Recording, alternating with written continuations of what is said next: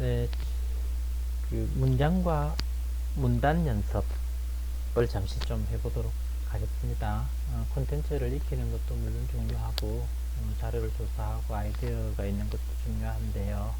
결국 그것을 이제 글로 써야 되는 부분이니까 어떻게 쓰는 것이 요령일지 그런 것을 같이 좀 생각해보는 시간으로 진행을 하겠습니다. 기술 방식이죠. 기술 방식과 관련해서 어떤 정보를 전달하고자 하는 그런 목적으로 할 때 어떤 문장을 쓰는 것이 좋을지 생각해 보는 겁니다. 서사 표현으로 적절하지 않은 것은, 서사라고 하면 사건을 서술하는 거죠. 사건을 서술하는 겁니다. 어떤 일이 일어나는 거죠.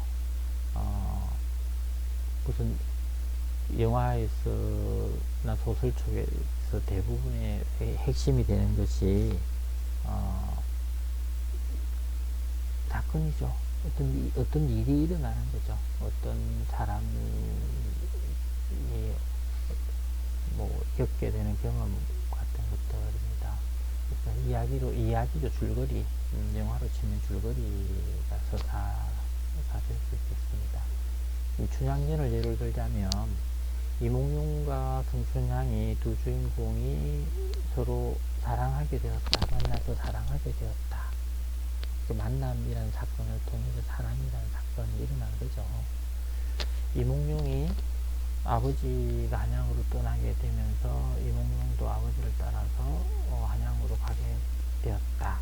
또 그렇고 그렇게 됨으로써 두 사람이 헤어졌다. 또 사건이 되는 거죠.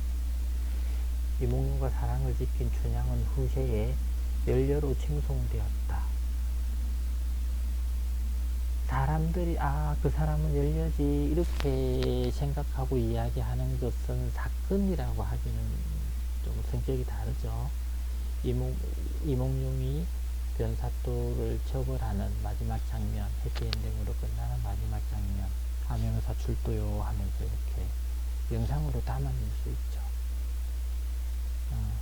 만나서 사랑하고 헤어지고 또 다시 만나게 되는 그런 구조가 1, 2, 4이고요. 3번은 서사의 영역과는 좀 거리가 있다. 이런 것을 알 수가 있겠습니다. 3번은 사건이라고 보기에는 어려움이 있다는 거죠. 다음에서 묘사로 적절하지 않은 것은 그림 그리듯이 보여주는 것, 이런 것을 묘사라고 하죠. 1차적으로는 학교 정문에서 200m 직진해서 바로 보이는 건물이 본관이다. 직진 200m 이런 거고요. 정문 들어와서 첫 번째 네거리,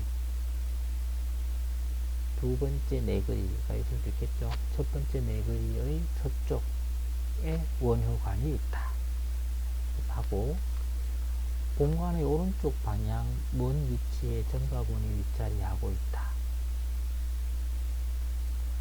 본관의 오른쪽 방향 먼 위치에 정가본이 있다.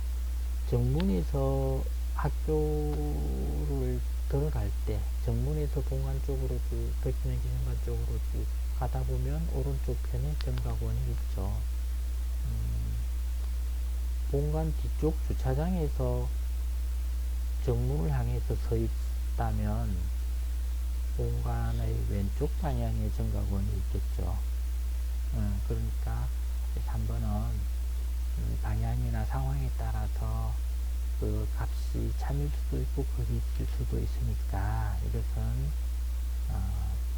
잘된 표현은 아니다 하는 거죠. 본관의 오른쪽 방향으로 다 모이세요 이렇게 했다면 사람들에 따라서는 어떤 사람은 정가본 쪽으로 갈 수도 있고 또 어떤 사람은 그 반대쪽으로 갈 수도 있지 않습니까?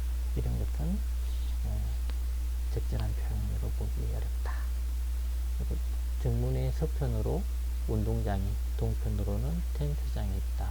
정문의 서쪽에는 운동장이 있고 정문의 동쪽 왼쪽에는 테니스장이 있다. 이렇게 하면 동쪽, 서쪽, 남쪽 이런 방향은 뭐 학교로 올 때 혹은 학교에서 나갈 때라고 해서 동쪽이 달라지진 않기 때문에 4번 같은 경우에는 예를 들어서 정문의 서쪽에 모이세요 이렇게 했었다면 다들 운동장 쪽에 모이게 되는 거죠. 그러니까 경우에는 무엇을 이렇게 정보를 줄 때 먼 곳, 가까운 곳 이것은 상대적이니까요. 오른쪽, 왼쪽 이런 것도 상대적이니까 이렇게 쓰게 되면 독자들이 어려움을 겪을 수 있다. 나의 의도와 글쓴 사람의 의도와 다르게 독자들이 해석할 수 있다. 그런 여지를 주지 않는 것이 좋은 표현이다. 이렇게 이야기할 수 있겠습니다. 묘사로서 적절하지 않은 것 한번 보죠. 코끼리상 앞 네거리에서 저쪽에 원효관이 있다. 원효관과 길 하나를 두고 북쪽에 진흥관이 있다. 원효관에서 왼쪽으로 대운동장이 자리하고 있다. 대운동장 스탠드 정면 200m 앞에 병원 쪽에 힐링센터가 있다. 원효관에서 왼쪽으로 대운동장이 있다. 택시 승강장 쪽에서 원효관 쪽으로 올라갈 때 보면 원효관 왼쪽에 대운동장이 있겠죠. 기숙사 쪽에서 기숙사와 진흥관 기숙사 쪽에서 원효관과 진흥관 사이 길로 이렇게 오다 보면 원효관 왼쪽 편에는 진흥관이 있겠죠. 그러니까 이제 3번이 한계 값을 나타내는 문장이 아니라는 거죠. 그러니까 이것은 좋은 표현이 아니겠다. 객관적으로 표현하고 하나의 값만 가질 수 있도록 표현하는 것이 좋겠다. 라는 거죠. 그리고 문단을 보겠습니다. 문단의 개념. 문단은 뭐 몇 개의 문장이 모여서 이루어지는 한 개의 묶음이죠. 문장은 몇 개의 단어가 모여서 문법 규칙에 따라서 묶여진 것을 문장이라고 하고 몇 개의 문장이 한 묶음을 이룬 것을 우리는 문단이라고 하는데 몇 개의 단어가 이렇게 배열될 때도 결합될 때도 문법이란 규칙이 있죠. 주어 서술어 목적어 보어 이렇게 할 때 그 일정한 규칙이 있는 것처럼 문단을 구성할 때도 그런 기본적인 원칙이 있다. 이런 것을 확인해 보겠습니다. 문단이 나누어져야 될 곳은 불국사는 751년에 김대성이 창궐했다. 불국사는 토암산 서쪽에 자리 잡고 있고 심오한 불교 사상과 천지 예술가의 혼이 독특한 형태로 표현되어서 세계적으로 수준을 인정받는 작품이다. 그 불국사는 신라인이 그린 이상적인 체계를 지상에 옮겨놓은 것이라고 하겠다. 점성대는 신라시대의 전문 관측대다. 건립시기는 선덕여왕 때다. 점성대는 동양에서 지금 남아있는 가장 오래된 천문대이다. 그렇죠. 그러니까 한 개의 문단을 구성할 때 우리는 어떤 원칙을 지켜야 될까라고 했을 때는 한 개의 문단은 한 접시에 음식을 담을 때와 같은 요령이라고 보면 되겠죠. 그래서 콩나물 무침, 시금치 나물, 멸치볶음 세 가지 반찬을 했다면 당연히 3개의 접시를 준비해서 콩나물은 콩나물대로, 시금치는 시금치대로, 멸치볶음은 멸치볶음대로 이렇게 나누어 담는 것이 상식이잖아요. 그러니까 여기도 불국사 이야기를 하고 있었으면 불국사를 한 개 문단으로 그리고 첨성대 이야기를 하려고 한다면 첨성대는 다른 문단으로 이렇게 하는 것이 좋겠다. 그죠?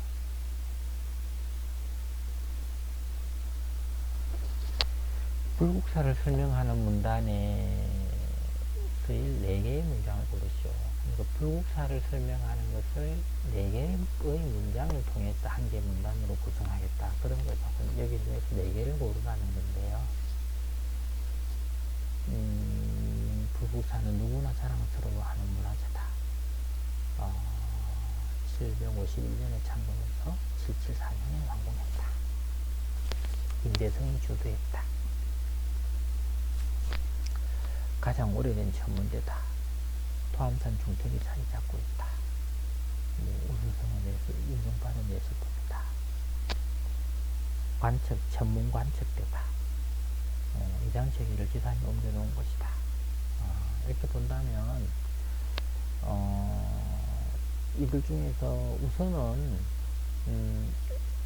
동양에서 가장 오래된 천문대다. 이것은 첨성대 이야기니까 4번은 일단 해당 없다. 그리고 전문 관측대다. 7번도 당연히 해당 없는 거겠죠. 그렇습니다. 그러면 자랑스러워하는 문화재다. 751년에 창건했다. 김대성이 주도했다. 토암산에 있다. 예술품이다. 이상세계를 옮겨뒀다. 이렇게 했을 때 4개를 어떻게 고를까라는 문제죠. 뭐가 더 중요한 정보일까라는 것과 같은 겁니다.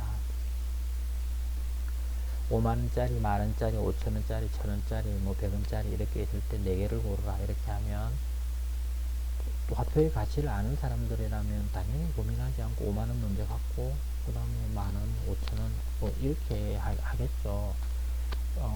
그렇다면 여기서 더 중요한 정보는 뭘까라는 겁니다.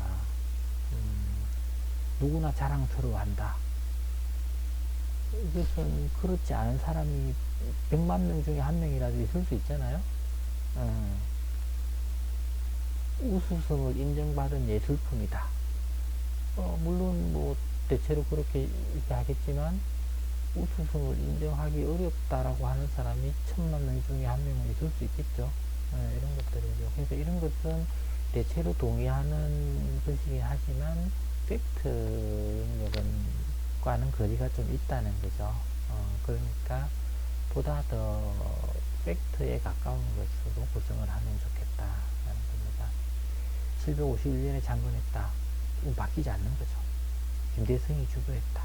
이런 것도 또 팩트에 해당됩니다. 토암산에 있다. 당연히 팩트죠.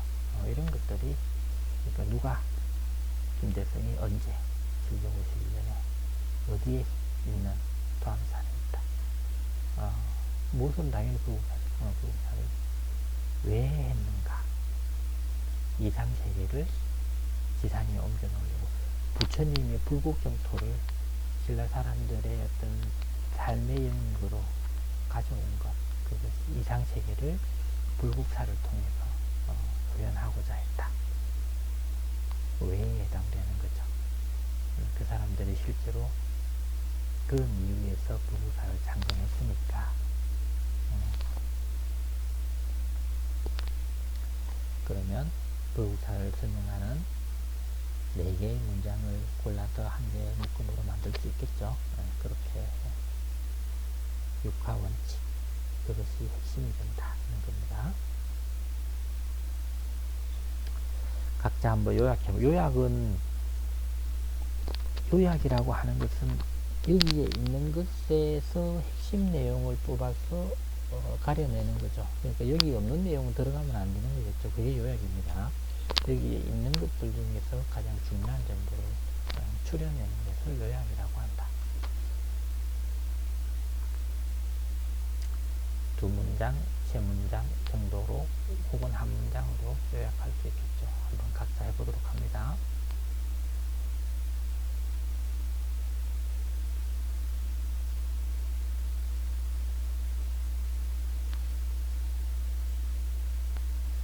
캠브리지 대학의 연구 결과에 따르면 한 단어 안에서 글자가 어떤 수로 배열되어 있는가라는 것은 중요하지 않고 첫 번째와 마지막 글자가 올바른 위치에 있는 것이 중요하다고 한다. 나머지 글자들은 완전히 엉망진창의 순서로 되어 있을지라도 당신은 아무 문제 없이 이것을 읽을 수 있다. 왜냐하면 인간의 눈에는 모든 글자를 하나하나 있는 것이 아니라 단어 하나를 전체로 인식하기 때문이다. 그쵸? 지금 선생님이 읽은 것처럼 읽은 사람도 있을 테고, 캠리버지 대학의 연결 국가에 따르면 이렇게 있는 사람도 있겠죠. 어떤 순서로 배대열어 있는가, 학은너는 중화요지 않고 이렇게 있는 사람도 있을 겁니다. 고급 화자, 고급 독자는 한 글자씩 읽는 것보다는 한 개 단어씩을 읽고, 더 고급 독자들은 한 개 단어씩보다는 한 개 문장씩을, 한 문단을 한 개 단위로 보는 그런 독해 능력을 가진 사람들이 더 고급 능력자들이다, 이렇게 볼 수 있는 겁니다. 그렇게 본다면 한 글자 한 글자 또박또박 읽는 것은 초등학교 저학년들의 실기와 독해법이다, 이렇게 생각할 수 있겠습니다. 그래서 여러분들 중에서 한 글자 한 글자 또박또박해서 오자를 다 찾아내고 맞춤법이 잘못된 것 이런 것들을 다 찾아낸다면 좋은 석반은 아니다, 그렇게 이야기할 수 있겠습니다. 여기 있는 문장들은 각자 한 번씩 좀 해보도록 합니다. 다 좀 어떤 문제가 있는 작품 문장들입니다. 어떻게 고치면 이 글을 쓰려고 했는 사람의 의도가 정확하게 구현될까, 또 이치에 맞는 문장이 될까, 그런 걸로 한 번씩 찾아보도록 합니다.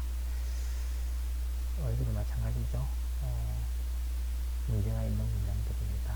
어떻게 답을 잡을까, 각자 한번 해보도록 합니다. 여기도 마찬가지입니다. 어떻게 바로 잡으면 다른 문장이 될까.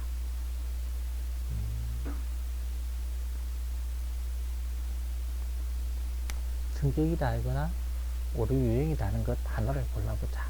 다 오류가 있긴 하지만 유형이 다르니까 하나의 유형 것을 다른 것을 찾아보자. 여기도 마찬가지죠. 여기도 마찬가지입니다.